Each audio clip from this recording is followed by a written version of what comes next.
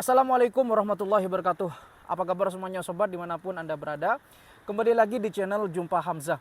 Mudah-mudahan Anda yang baru bergabung dan menemukan channel ini, mudah-mudahan bisa memberikan manfaat dan menambah wawasan serta pengetahuan Anda. Terima kasih untuk yang baru bergabung dan sudah mensupport channel ini. Anda pasti pernah sekolah kan? Ya pasti semua di antara kita pernah mengalami sekolah. Masa-masa sekolah itu merupakan masa-masa yang paling indah, masa-masa SD, SMP, apalagi masa-masa SMA. Tiada masa paling indah masa-masa di sekolah. Begitu salah satu petikan lirik lagu dari Chrisye. Tetapi kalau kita sekolah, kita nggak bisa terlepas dari yang namanya guru. Karena guru itu merupakan orang yang paling berjasa nomor 2 setelah orang tua kita. Guru mendidik kita tanpa kenal lelah, dari mulai guru TK, guru SD, SMP, SMA, bahkan sampai ke jenjang perguruan tinggi. Ya momen-momen kita dimarahi guru, bolos sekolah, nggak pernah ngerjakan tugas, itu adalah momen-momen yang tidak pernah tergantikan. Dan guru itu merupakan orang yang tentunya paling tahu dengan diri kita, apalagi guru kelas, guru BK. Tentunya ya macam-macam guru semuanya itu tentunya bertujuan untuk mendidik kita. Karena kalau kita di rumah, kita di luar sekolah tentunya sudah tanggung jawab orang tua. Tapi ada juga guru yang mencintai kita, bahkan sudah dianggap sebagai anaknya sendiri. Karena memang profesi guru ini memang adalah profesi yang mulia. Guru merupakan seorang yang mendidik karakter kita, emosional kita, intelijensi kita. Tanpa adanya seorang guru kita nggak akan bisa membaca dan menulis, apalagi mengetahui dunia seperti sekarang ini. Ya memang kita harus akui, guru itu memang pahlawan tanpa tanda jasa. Tetapi sadarkah kita bahwa semakin kesini guru itu dalam tanda kutip ya, guru itu tentunya ada juga yang guru non PNS atau guru honorer yang gajinya mohon maaf jauh di bawah rata-rata. Dan makin kesini profesi guru itu semakin tidak diperhatikan. Karena ya mungkin banyak faktor ya, mungkin faktor ketersediaan lapangan pekerjaan dan ketersediaan apresiasi bagi seorang guru. Tetapi apakah memang profesi guru ini ditentukan oleh rendahnya kualitas sarjana pendidikan? Karena kalau kita lihat sarjana pendidikan atau jurusan sarjana kependidikan itu ternyata tidak lebih favorit daripada jurusan atau jurusan prodi yang lain. Ini yang akan kita coba bahas dan kita bedah di episode kali ini. Mohon maaf jangan tersinggung yang berprofesi guru. Ayo kita putar dulu intronya dan kita sama-sama hormati guru.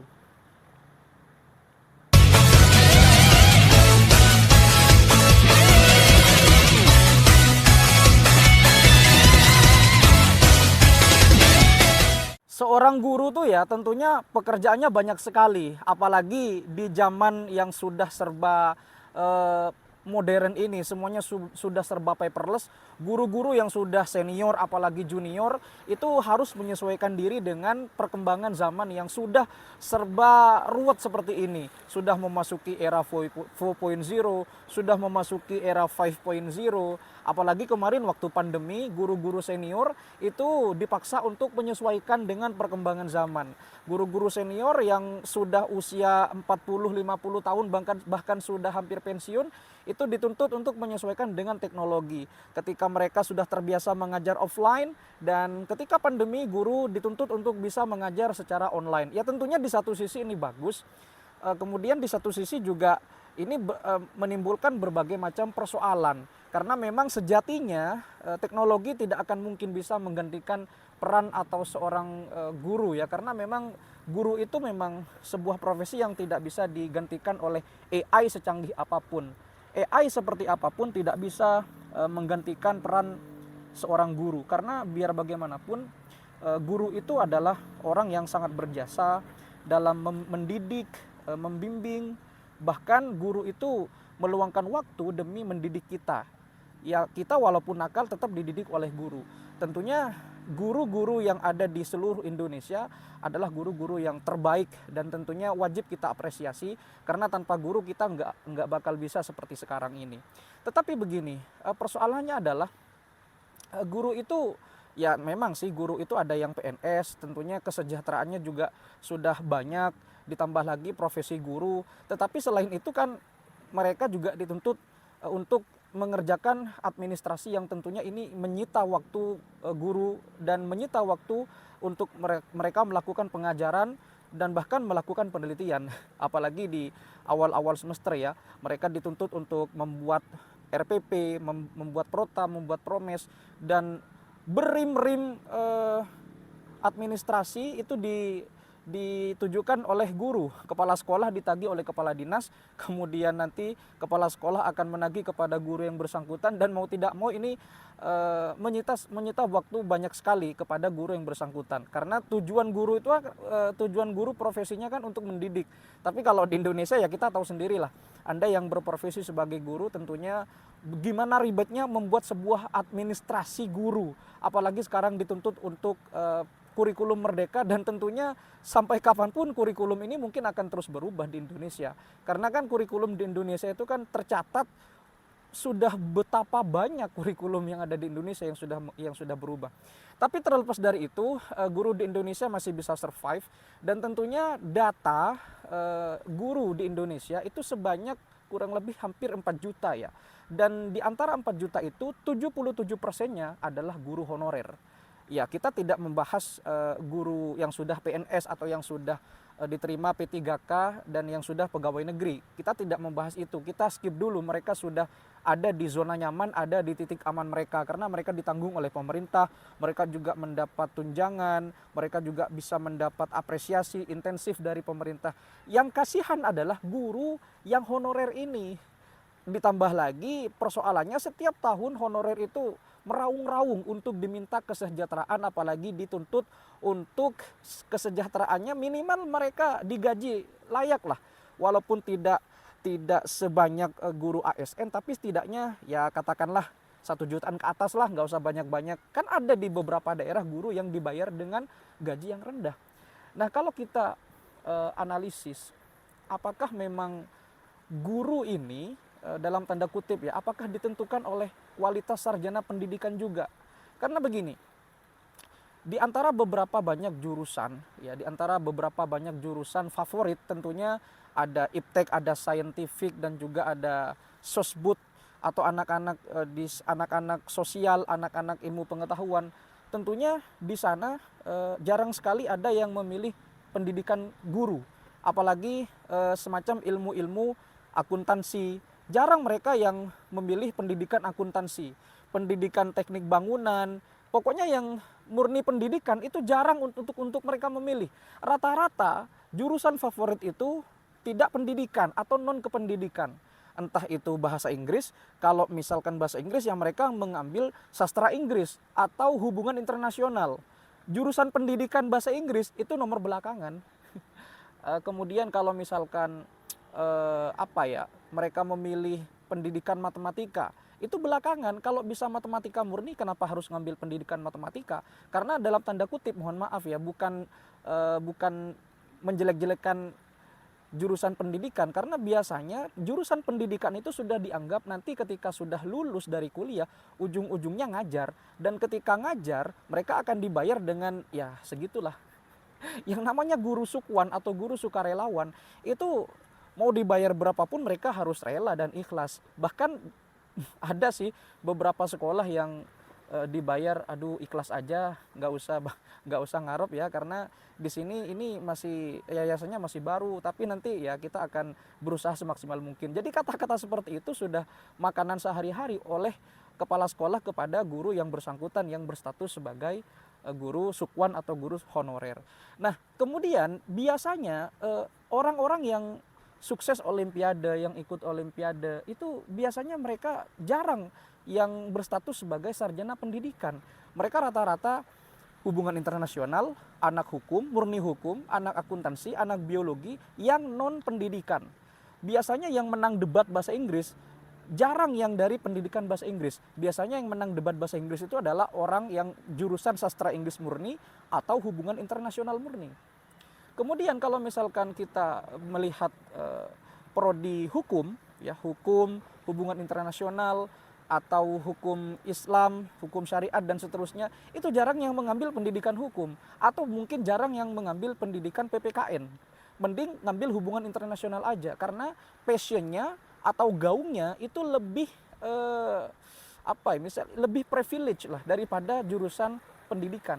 Karena sarjana pendidikan itu ya mohon maaf, keberadaannya itu ujung-ujungnya mereka bakal bekerja sebagai pendidik. Sedangkan kalau jurusan non kependidikan itu walaupun mereka jadi katakanlah jadi karyawan atau jadi advokat atau jadi pemerhati pendidikan atau jadi konsultan, mereka nggak akan digaji serendah gaji tenaga kependidikan asli atau mereka yang digaji dengan sesuai standar jurusan kependidikan. Ya karena kita tahu sendirilah, sedikit-sedikitnya gaji seorang konsultan, gaji seorang advokat itu tidak lebih sedikit dari gaji seorang guru honorer yang murni pendidikan. Ya memang sih ujung-ujungnya di zaman sekarang itu nggak melihat ijazah, nggak melihat nggak melihat pengalaman, yang dilihat adalah skill kita, pengalaman kerja kita, dan nggak melihat background pendidikan kita. Tetapi bagaimana kalau misalkan mereka yang pencari kerja atau job seeker ini memang murni niat mau kerja dan mengandalkan ijazah jurusan kependidikannya, ya sekali lagi mereka akan mau nggak mau mereka harus rela untuk berada di sebuah keadaan di mana keadaan itu adalah ujung-ujungnya mereka harus menerima gajinya jauh di bawah rata-rata. Ya kita tahu sendirilah, guru honorer atau guru sukwan yang ada di Indonesia bahkan di beberapa daerah itu gajinya berapa. Ya ini hanya pendapat pribadi saya saja, karena sekali lagi jurusan prodi pendidikan atau program studi pendidikan itu biasanya adalah ban serep aja. Jadi ketika mereka sudah nggak diterima di jurusan favorit, mereka akan mengambil jurusan pendidikan karena biasanya persaingannya tidak begitu ketat. Kalau persaingannya tidak begitu ketat berarti peminatnya kan sedikit. Sebaliknya kalau persaingannya ketat berarti jurusan itu, prodi itu favorit. Dan ketika favorit berarti saingannya ketat, masuknya juga sulit. Beda dengan yang jurusan pendidikan. Ya memang di beberapa daerah mungkin ada yang favorit juga yang jurusan pendidikan. Tetapi rata-rata memang jurusan favorit itu bukan jurusan pendidikan murni, tapi ya non kependidikan lah. Ya di kampus-kampus besar, apalagi di kampus-kampus swasta. Wah itu biasanya jurusan pendidikan itu sepi peminat. Bahkan nggak jarang kampus-kampus yang memang mau berdiri atau masih seumur jagung yang berdiri, mereka biasanya kalau yang kampus pendidikan itu peminatnya adalah anak-anak yang mohon maaf nggak diterima di kampus negeri, kemudian ujung-ujungnya lari ke kampus swasta yang ada jurusan pendidikannya. Karena kenapa? Satu, mereka masuknya relatif mudah karena persaingannya nggak begitu sulit, dan biasanya karena mereka sudah ada di kawasan kampus yang tidak begitu favorit, mereka biasanya akan berkumpul dengan orang-orang yang sama-sama ada di tempat itu. Dalam tanda kutip mereka yang sama-sama tidak diterima di kampus favoritnya atau kampus tujuannya. Kemudian biasanya kampus pendidikan atau jurusan pendidikan itu SPP-nya atau UKT-nya relatif lebih murah dibandingkan dengan non kependidikan. Ya tentunya ini di masing-masing tempat beda-beda, tetapi memang kenyataannya seperti itu. Dan biasanya di daerah-daerah itu kebanyakan kampus-kampus yang berdiri biasanya di pesantren-pesantren atau di lembaga-lembaga swasta lainnya itu berlomba-lomba untuk mendirikan kampus yang ada jurusan pendidikannya. Kenapa kok banyak sekali daerah-daerah yang mengadakan atau memilih untuk mengadakan prodi pendidikan? Karena jurusan pendidikan itu banyak sekali. Kenapa? Ya karena mereka dalam tanda kutip yang sudah nggak diterima di kampus favorit, mereka akan beralih ke jurusan ke pendidikan. Apalagi di beberapa daerah dulu ya sempat ada di daerah tersebut nggak ada yang warga lokal yang jadi guru, banyak warga pendatang. Ini akhirnya banyak yang melirik bahwa profesi guru itu memang menjanjikan, tapi kenyataannya tidak begitu. Ya jadi menurut saya pribadi ya, menurut saya pribadi ini kalau saya salah silakan dikomentari. Mungkin kualitas pendidikan atau kualitas prodi atau program studi murni pendidikan itu memang harus direvisi. Harus ada inovasi-inovasi baru dari pemerintah, mungkin dari gurunya sendiri, mungkin dari ya pemerintah juga harus apresiatif lah kepada para guru honorer ini, karena tak jarang yang mengajar full time itu kebanyakan honorer atau guru sukwan dibandingkan mereka yang mohon maaf yang sudah ASN. sehingga ya gapnya nggak terlalu tinggi lah, nggak terlalu lebar lah ketika kita komparasikan pendapatan guru honorer atau guru sukuan dengan guru yang berstatus ASN. Bahkan ketika kita pergi ke sekolah biasanya guru ASN itu tasnya kecil, tapi kalau guru honorer atau guru sukuan itu tasnya tebel, bawa laptop, bawa RPP, silabus lengkap dengan media pembelajarannya. Seperti itu ya. Ya, tapi itu kembali ke masing-masing personnya. Jadi itulah yang menyebabkan kira-kira status atau reputasi seorang pendidik itu mungkin ditentukan oleh reputasi sarjana pendidikan itu sendiri. Ya karena kembali lagi ke tadi, rata-rata pendidikan favorit atau prodi favorit itu bukan non kependidikan atau bukan jurusan guru. Ya karena ya kembali lagi ke penghasilan ya, ujung-ujungnya kan kita nggak usah munafik lah, ujung-ujungnya kita kuliah itu kan untuk memperbaiki taraf hidup. Untuk memperbaiki taraf hidup kita harus memperbaiki pendapatan atau income kita. Secara kalau misalkan kita udah lulus mengantongi ijazah pendidikan kemudian gajinya hanya 500.000, gimana kita mau memperbaiki taraf kehidupan? Ya ini kita nggak bahas orang dalam ya. Jadi seperti itu barangkali. Mudah-mudahan ini menjadi perhatian pemerintah, ada solusi atau inovasi dan apresiasi kepada mereka yang berprofesi sebagai pendidik. Mudah-mudahan tidak bosan-bosan untuk terus mendidik bangsa Indonesia agar lebih baik lagi dan menjadi orang yang bijaksana. Terima kasih sudah menyimak, mudah-mudahan yang berprofesi sebagai guru terus semangat untuk mengajar, untuk mengabdi kepada Indonesia kita tercinta ini. Semangat, pasti akan ada sesuatu yang indah yang akan menanti kita entah kapan. Yang penting kita harus optimis dan tetap semangat untuk terus belajar. Terima kasih sudah menyimak, terima kasih kepada guru-guru kita semua. Mudah-mudahan guru-guru kita tetap diberi semangat, diberi kesehatan oleh Allah untuk terus berkarya dan terus mengabdi kepada negara. Terima kasih, sampai jumpa di video berikutnya. Wassalamualaikum warahmatullahi wabarakatuh.